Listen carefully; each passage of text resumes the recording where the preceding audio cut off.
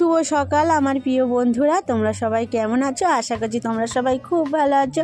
দাঁতরামারা ছোট্ট একটা গ্রাম থেকে আমি পূজা তোমাদেরকে জানাই পূজার ব্লগ চ্যানেলে অনেক অনেক স্বাগত, অনেক অনেক ভালোবাসা। তো দেখো ব্লগটা শুরু করলাম ছোট ছোট সদস্যদেরকে দেখিয়ে।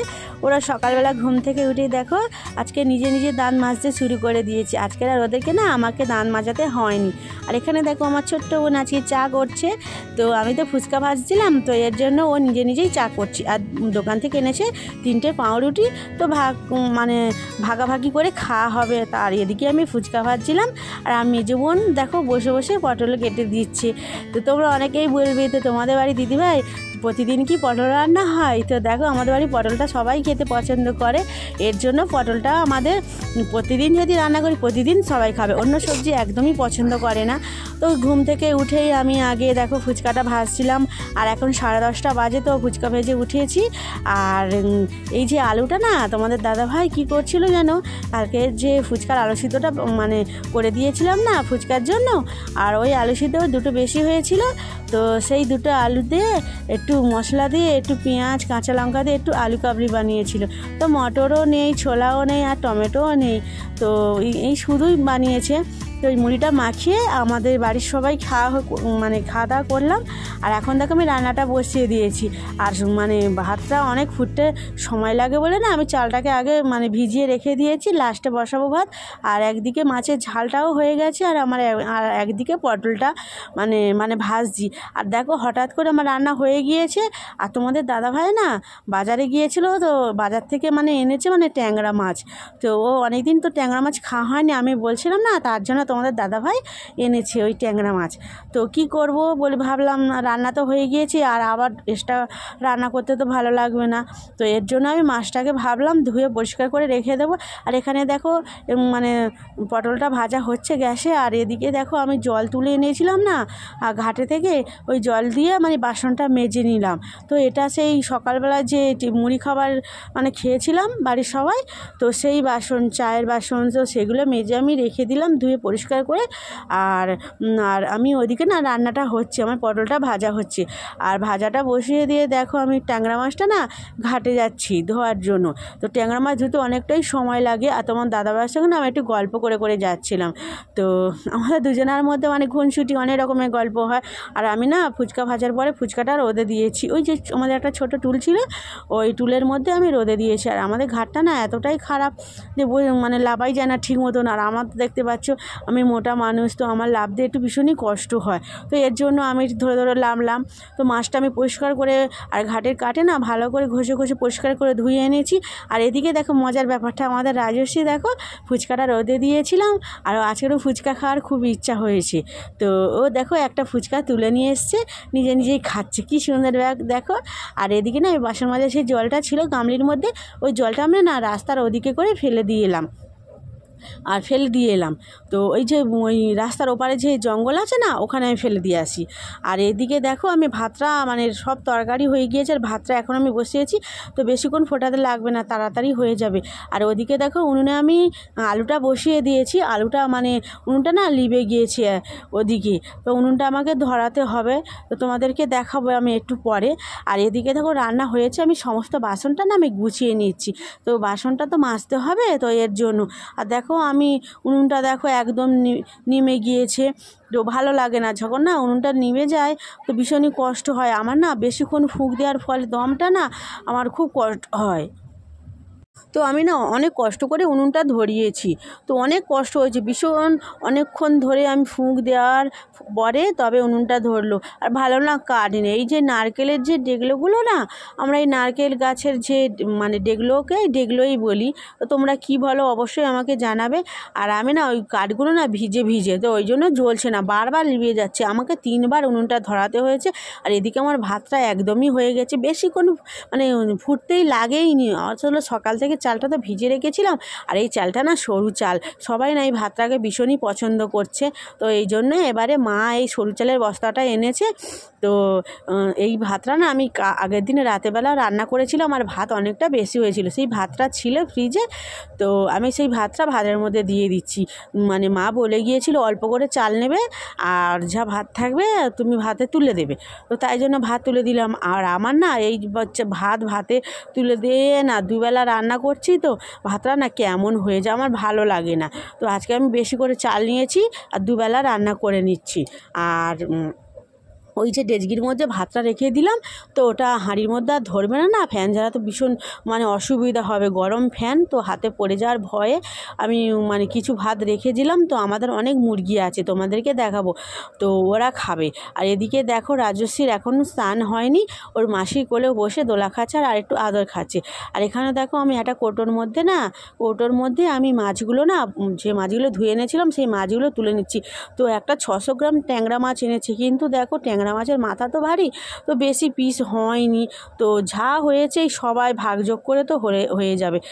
যে ছোট জিনিসকে সবাই ভাগযোগ করে না খেতে ভীষণ মজা লাগে। আর এদিকে দেখো ঘরের মধ্যে না অন্ধকার করে রেখেছে, আর তাই জন্য আমি লাইটটা অন করলাম, আর আমি ফ্রিজের ভেতর মাছটা রেখে দেবো। তো দেখো তেমন কিছু আমাদের ফ্রিজের মধ্যে কোনো মাছই নেই বা কিছুই নেই। দেখো ফ্রিজ একদম খালি, তোমাদেরকে দেখাচ্ছি শুধু জলের বোতল আছে।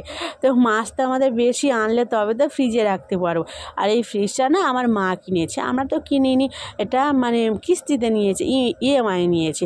আর দেখো তোমাদেরকে বললাম না মুরগি দেখাবো, তো দেখো আমাদের অনেক মুরগি, তো আমি সেই মুরগিদের ভাতটা দিয়ে দিলাম। আর এখন সমস্ত কাজ কমপ্লিট করে আমরা যাচ্ছি কলে, তো রাজস্বীকে স্নান করিয়ে দেবো। আর আমাদের না যে দুপুরবেলা যে জল খাবো সেই জল একদম শেষ হয়ে গিয়েছে, তো এর জন্য আমরা দেখো মা আর মেয়ে চলে এসেছি কলে। তো এখানে দেখো আমি বোতলে জল ভরছি, আর এদিকে রাজস্বী বালতি করে জল নিয়ে ওই যে রাস্তার ওদিকে না নিচে নেমে গিয়ে চান করছে। তো সবাই বকাবকি করে কলের মধ্যে স্নান করলে, তো এর জন্য রাজস্বীকে আমি নিচে নামিয়ে দিয়েছি ঘাটের দিকে, ওখানে রাজস্বী স্নান করছে। তো ও একা একা স্নান করতে পারে না, আমি এদিকে না বোতলগুলো ভরে নেব, আর তারপর আমি রাজস্বীকে স্নান করিয়ে দেবো। দেখো রাজস্বী জামাটা খোলার না চেষ্টা করছে, তারপর ওর বাবা গিয়ে না জামাটা খুলে দিয়ে এসেছিলো। আর দেখো আমি একটা ছোট বালতি এনে দিয়েছি, ছোট মগ, ও নিজেই স্নান করতে। আর এদিকে দেখো আমি বোতলগুলো ভরছি, আর এই যে কলে না যখন বোতলটা ভরতে যায় না নিজেই ভিজে যায়, নিজের গা মানে শাড়ি কাপড় না একদমই ভিজে যায়, তো জলটা ভীষণ নয় ছিটকে গা মানে ভর্তি হয়ে যায়। তো এর জন্য আমি এখন পরে তো চান করব, তো তার জন্য আমি এসেছি কলে, বোতলটা ভরে নিলাম। তো দেখো একটা মানে আমাদের পাশের এই কলের পাশে যে একটা মানে বৌদি আছে না, উনি বললো এখন তো কল ফাঁকা, তো তোর মেয়েকে নিয়ে একটু কলের ভেতরে স্নান করিয়ে দে। তো তার জন্য আজ আমি এসেছি, এখন 2টো বাজে। তো এর জন্য দেখি কলের লোক নিয়েই সবাইয়ের মানে জল নেওয়া হয়ে গিয়েছে আর ঘুমাচ্ছে। আমি এখন রাজস্বীকে স্নান করিয়ে দিচ্ছি কলের ভিতর, রাজস্বী মজা করে স্নান করছে, আর ও না ভীষণই মজা পাচ্ছে। আর ও না এভাবে কলের জলে না স্নান করতে ভীষণই মজা করে। আর ওকে না আমি মাঝে মাঝে না গামলির মধ্যে জল দিই, ও নিজেই স্নান করে। তো আমার জল ভরা কমপ্লিট হয়ে গেছে, রাজস্বীকে স্নান করিয়ে দিয়েছি, আর ওকে নিয়ে বাড়ি চলে আসছি। তো বন্ধুরা তোমরা কিছু মনে করবো না, তো রাজস্বীকে না আমি স্নান করিয়ে সমস্ত জামা কাপড় না আমি খুলে ধুয়ে নিয়ে এসেছি কলে, আর ওকে না আমি মানে গাটাও মুছিয়ে দিয়েছি গামছা দিয়ে। তো তোমরা কিছু মনে করবে না যে রাজস্বীকে জামা পরাইনি। তো যাই হোক, তাও এখন দেখো আমি বাড়ি চলে আসছি, আর আসার পথে না ব্যাগটা প্রচণ্ড ভারী, তোমাদের দাদা ভাইয়ের কাছে আমি দিয়ে দিয়েছি, বলেছি তুমি একটু নিয়ে এসো। তো আমি ছোটো বালতিটা নিয়ে চলে এলাম, আর রাজস্বী আগেই বাড়ি চলে এসে ছুটে। তো এবার আমি দেখো দুপুরের জন্য ভাতটা বাড়বো, তো অনেকটাই দেরি হয়ে গিয়েছে, আমার মেজো বোন না খাওয়ার জন্য অনেকক্ষণ ধরে বসে আছে, আর ও তো একটু তাড়াতাড়ি খেতে হয়। তো দেখো বাড়ি এসেই দেখো আমি না ভীষণই না ওই রোদের মধ্যে না ভীষণই আমার কষ্ট হয়েছে। তো এর জন্য না আমি একটু লেবুর জল বানাচ্ছি, তো অন্য লেবু তো ছিল না, আর এটা না আমাদের ফুচকার জন্য এনেছিল লেবু। তো এটা হচ্ছে গন্ধরাজ লেবু, এই লেবুর জল না তেমন একটা খেতে ভালো লাগে না, তো এই লেবুটা না তেমন একটা রস থাকে না। তো ভাতের সাথে না মানে যখন তুমি ডাল দিয়ে বা মাংস তরকারি দিয়ে ভাত খাবে, তখন এই লেবু দিয়ে ভালো খাওয়া যাবে, তো সেন্টটা ভীষণই ভালো লাগবে। তো যাই হোক, এখন আমি তো ভাত খাচ্ছি না আর ডালও খাচ্ছি না, তো যাই হোক আমি এখনও মানে লেবু শরবত বানাচ্ছি।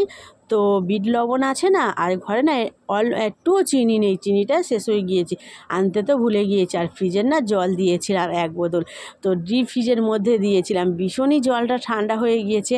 আর এই গরমে না লেবু দিয়ে আর লবণ দিয়ে তুমি এই যে জলটা বানিয়ে খাবে, ভীষণই ভালো লাগবে। তো আমি একটা না 500 গ্লাসের গ্লাস নিয়েছি, তো ওই গ্লাস ভর্তি করে আমি জলটা বানাচ্ছি তো খাওয়ার জন্য। তো জলটা না খেতে ভালো লেগেছিলো, তো তেষ্টাটাও মিটে গিয়েছে আর ভীষণই খুব ভালো লাগলো। আর আমি না এই গরমে না কোনো কিছু আমার খাওয়া হোক আর না হোক, আমি জল খেয়ে গিয়ে না পেটটা আমার ফুলে যায়। আর এখন দেখো জলটা খাওয়ার পরে আমি সবার জন্য ভাতটা বেড়ে নিচ্ছি। আর আজকে জানো তো আমি পটল আলুর তরকারি বানিয়েছি আর মাছের ঝাল বানিয়েছি। আর ঘরে না একটুও ডাল নেই, তো রাজস্বীর জন্য না আমি ডালও বানিয়ে দিতে পারি না। আমার রাজস্বী না মাছ খেতে পছন্দ করে না, তো আজকেরও মাছ খাবে না। আর ঘরে মাত্র একটা ডিম ছিল, তো সেই পটলের আলু আমি একটু জল দিয়ে ধুয়ে দিয়েছি আর ডিম সিদ্ধ দিয়ে খাওয়াচ্ছি। আগে ফোনটা আমি চালিয়ে দিয়েছি, ও কার্টুন দেখছে।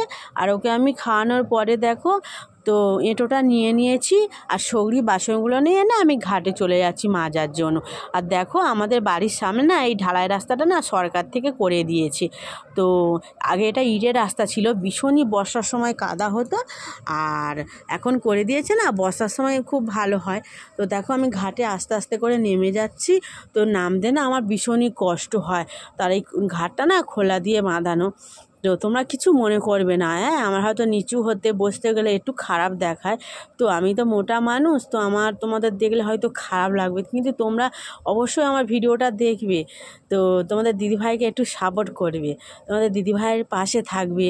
তো যাই হোক, আমি এখন বাসন মেজে চলে এসেছি বাড়িতে। আর এবার না তোমাদের দাদাভাই ঘুমাচ্ছে, রাজস্বীও ঘুমাচ্ছে, আর আমি এখন যাবো না স্নান করতে। আমাদের ওইদিকে না একটা বড় স্নান আছে, তো স্নান টান করে আমি একটু ঘুমিয়েছিলাম, তো আর কোনো ভিডিও তোলা হয়নি। আর এখন বাজে না 9:30, তো রাজস্বী দেখো সাইকেল নিয়ে খেলা করছে, আর তোমাদের দাদাভাই ফুচকা বিক্রি করে চলে এসছে, তো ও খাওয়া দাওয়া করে নিল। আর এখন দেখো রাত 11:30 বাজে, আমি ঘুমাচ্ছিলাম, রাজস্বীর বাবা ভিডিও করেছে। আর ভিডিওটা যদি ভালো লাগে অবশ্যই লাইক কমেন্ট শেয়ার করে টাটা।